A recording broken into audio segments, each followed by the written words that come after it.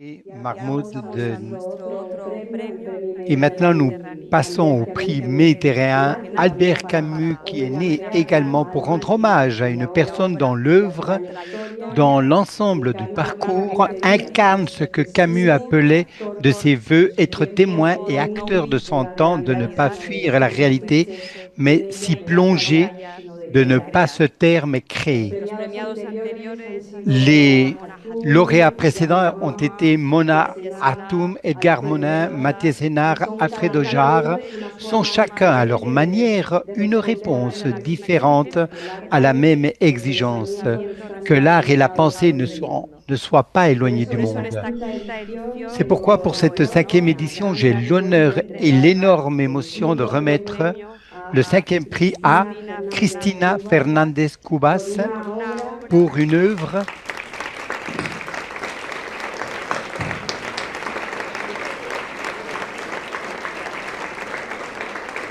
pour une œuvre pour une œuvre qui habite les seuils entre le visible et ce qui se cache, entre la mémoire et l'oubli, entre ce qui se nomme et ce qui peut à peine se dire. Une littérature qui fait de la nouvelle une forme majeure, capable d'éclairer la condition humaine depuis ses fissures les plus profondes. una escritura que Pour nace son de la écriture qui naît de la Méditerranée et de ses contradictions qui s'enfoncent dans para ce que devolver la réalité cache pour nous renvoyer une image plus exigeante du monde que nous habitons. una Pour moi, en escritura tout cas, precisa y honesta une que hace écriture de précise et Cristina honnête qui fait de Christina, comme una Camus, verdadera une artista véritable y como artiste él et qui, comme lui, fait de son œuvre un acte de résistance face à con todos l'indifférence. ustedes Avec vous, Cristina. je vous présente Christina.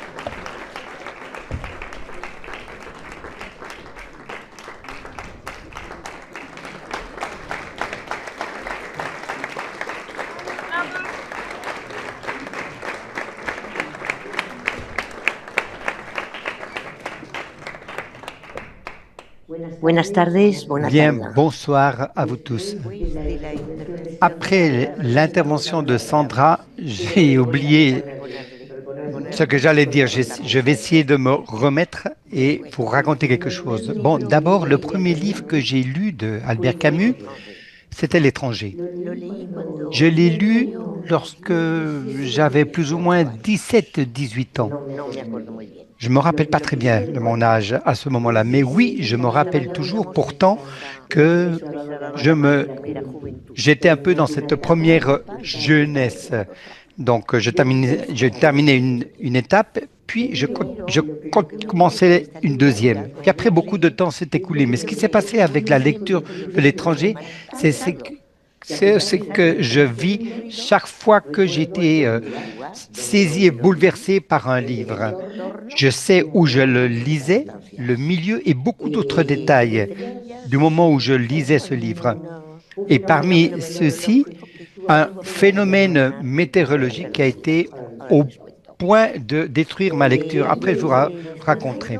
J'ai lu L'étranger en Ares de Mar, un petit village, donc marin, au bord de la Méditerranée, c'est là où je suis né.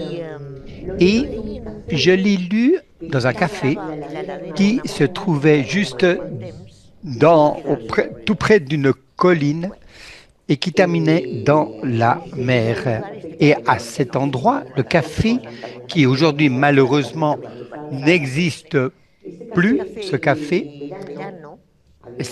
café en était, on pouvait y danser, on écoutait de la musique, mais au mois de septembre, et c'est là où je terminais justement la lecture, cela devenait un endroit paisible où on pouvait profiter de l'horizon, boire quelque chose, parler ou lire un livre.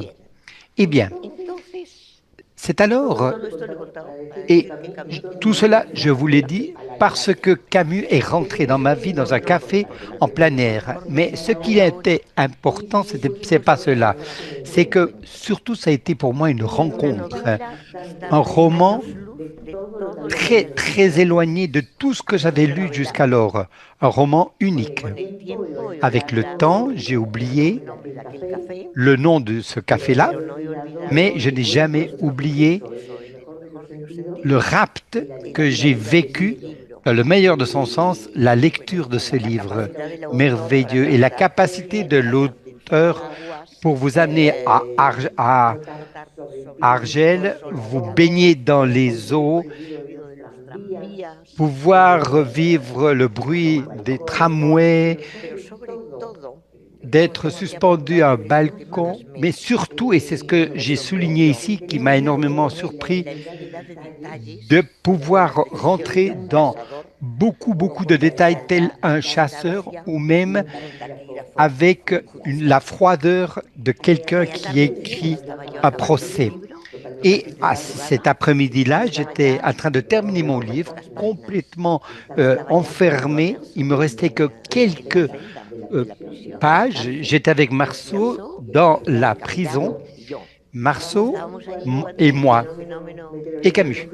Quand soudainement, au mois de septembre, est tombée une trombe d'eau incroyable, comme tous les trombes qui arrivent en septembre, de manière très efficace, très bruyant, puissant, mais qui a eu un effet collatéral assez désagréable parce que le livre s'est complètement mouillé et surtout, le livre ne m'appartenait pas. Le livre n'était pas à moi, je l'avais demandé, je l'avais pris effectivement de la bibliothèque de mon grand frère sans le lui dire. Lui, il était un grand lecteur, très méticuleux et par chance, cet été-là, il n'était pas avec nous. Heureusement, qu'est-ce que je pouvais faire? Comment le restituer? Très difficile. Il était en français, c'est là où je commençais à contrôler le français. Et j'ai pu le lire presque sans aucune difficulté. Et je ne pouvais pas obtenir l'étranger immédiatement. Et surtout parce que le livre était plein de notes de mon frère et que je ne pouvais pas falsifier. Alors, évidemment, je me rappelle très bien de cela parce que je suis arrivé finalement chez moi, j'ai soumis le livre à un traitement d'urgence, c'est-à-dire mettre du papier séchoir entre les pages qui étaient affectées par l'humidité et un peu d'air froid de mon séchoir. Ensuite, je l'ai mis aussi au soleil. Enfin, j'ai tout fait. J'ai fait de mon mieux, mais je ne sais pas exactement si j'ai pu le faire convenablement. Puis après, je l'ai remis dans la bibliothèque en espérant que mon frère n'allait pas se rendre compte. Vous savez très bien que au bord de la mer, l'humidité rentre toujours dans les maisons. Enfin, ceux qui vivent tout près de la mer le savent très bien. Le premier objectif, c'est d'essayer de retenir le sel, c'est ce que fait justement l'air ambiant et ça attaque aussi les livres. Mais il n'y eut pas de drame. Peut-être le fait qu'un livre soit plus détérioré qu'un autre, ça n'avait pas précisément provoqué de drame. Donc il semblerait que les choses se sont bien passées à l'époque avec ce merveilleux livre. Bien, bien fini, malgré que ça a été l'un des livres qui m'a le plus frappé, mais aussi l'un des travaux qui m'a exigé le plus de travail pour essayer de restaurer son état. Le 17 avril passé a été aussi une journée très difficile pour moi et rare parce que on a publié le nom de ce lauréat qui m'honore tellement, ce prix Camus. Et au petit matin est apparu sur les médias cette annonce. J'ai reçu beaucoup d'appels d'amis qui participaient à cet enthousiasme camusien, mais soudainement, dans l'après-midi, j'ai reçu un coup de fil qui ne venait pas me féliciter précisément. L'appel, c'est, enfin, ce qu'on m'a dit alors, que Béatrice de Morac, qui était la personne qui était la directrice de l'édition qui m'avait publié, elle était elle suivait de très près toute l'œuvre de Camus. Elle avait publié, et on doit à son effort de, du premier homme, par exemple, de Camus. C'est elle qui avait publié ce livre. Et aussi des livres autour de Camus. Mais ce n'est pas la raison pour laquelle je cite Béatrice de Mora. Ce jour-là était un jour acide et heureux, parce que si maintenant je suis en train de citer Béatrice, c'est parce que elle a été, elle et toute seule, celle auquel je dois toute ma vie littéraire. Je vais vous raconter très rapidement quand j'ai écrit mon premier livre. J'étais quelqu'un que personne ne connaissait et c'était un très mauvais moment d'édition à ce moment-là et les éditeurs ne voulaient pas risquer avec quelqu'un que personne ne connaissait et en plus quelqu'un qui avait l'audace, moi-même, de se présenter aux maisons d'édition avec un livre, effectivement, sous le titre de 4 récits. Et c'était un genre auquel presque on ne refusait sa condition de genre. Et Béatrice de Mora, je n'ai pas eu l'occasion de la connaître. Je sais qu'elle a reçu ce livre de ma part, je ne l'ai pas connu personnellement. Et toutes les autres maisons d'édition refusaient en me disant « Il est très bien écrit ». Oui, mais c'est bizarre. C'était un livre bizarre. Et en disant bizarre, il le disait avec un rictus, comme si on avait mis le doigt dans l'œil, quoi. Elle a complètement changé le terme bizarre par surprenant et par un monde propre et par des mots très gentils. Et je me rappelle de tout cela avec une grande pulsion d'optimisme. Et je pense beaucoup aujourd'hui, qu'est-ce qui aurait pu se passer si je n'avais pas rencontré Béatrice dans ma vie? Peut-être, je ne sais pas, je n'arrive pas à le concevoir et je ne peux pas le concevoir et peut-être que maintenant, je ne serai en tout cas pas devant vous. C'est pourquoi je tiens à rappeler et rendre hommage à Béatrice pour de nombreuses raisons, mais aussi parce que Béatrice, elle a souffert lors des dernières années une maladie horrible qui vous vole le souvenir. Et c'est pourquoi j'ai voulu vous rappeler sa présence. Merci.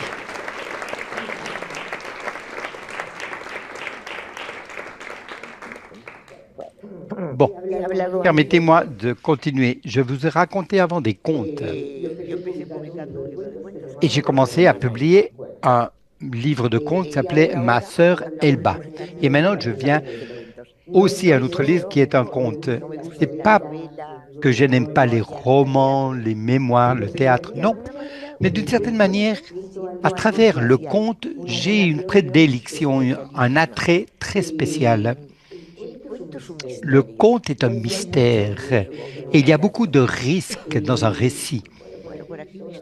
Ici, j'ai vu un conteur très connu et dans un conte, Mercedes Sabat, elle est quelque part dans la salle, je ne sais pas où elle est, n'est-ce pas? Comme tel le soleil d'Alger. Et le conte se trouve toujours quelque peu dans un espace de risque, comme dans le cirque. À n'importe quel moment, vous pouvez tomber. Et c'est ce risque qui me passionne. Et je suis également passionné par le fait que le conte est un milieu où vous pouvez aussi jouer avec le temps et l'espace. Et c'est un mystère. Le mystère lui colle très bien à sa peau.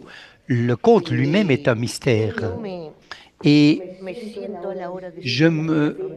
quand je m'assois pour écrire, je me trouve un peu sur la frontière entre ce qui est vu et ce qui n'est pas vu, mais qui est là, entre les certitudes et les doutes, entre les situations au quotidien surtout, et celles qui apparaissent à travers un élément fantastique ou non fantastique qui vient à perturber complètement la tranquillité de cette situation. qui casse ce miroir, mais cet élément n'est pas capricieux, on ne casse pas de miroir. Ma prétention, c'est que apparaissent là certains aspects secrets qui ne sont pas dits de la condition humaine. C'est au moins ma prétention, je ne sais pas si je l'obtiens. J'y arrive, j'y parviens. Mais, et excusez-moi, je viens d'oublier ce que j'étais en train de vous dire. Où suis-je? Ah, là. Ce que j'aime davantage de l'écriture, c'est ce processus d'écriture.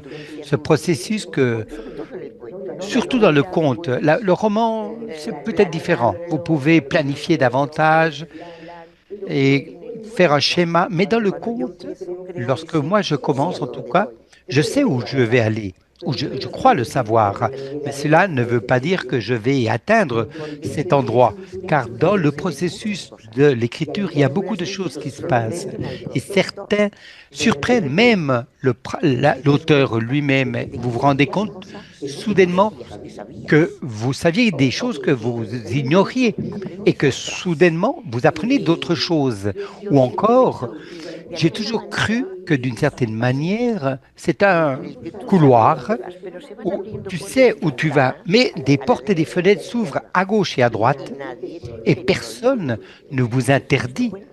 C'est votre compte à vous, vous avez la liberté, vous pouvez regarder par une fenêtre ou ouvrir une porte, pourquoi pas. Et selon ce que vous allez trouver là, tout peut changer. Vous pouvez même trouver un miroir et revenir en arrière. Pourquoi pas? C'est l'aventure pour moi que représente le fait d'écrire et surtout écrire ces récits. C'est quelque chose que franchement, je suis très très centré sur ces récits.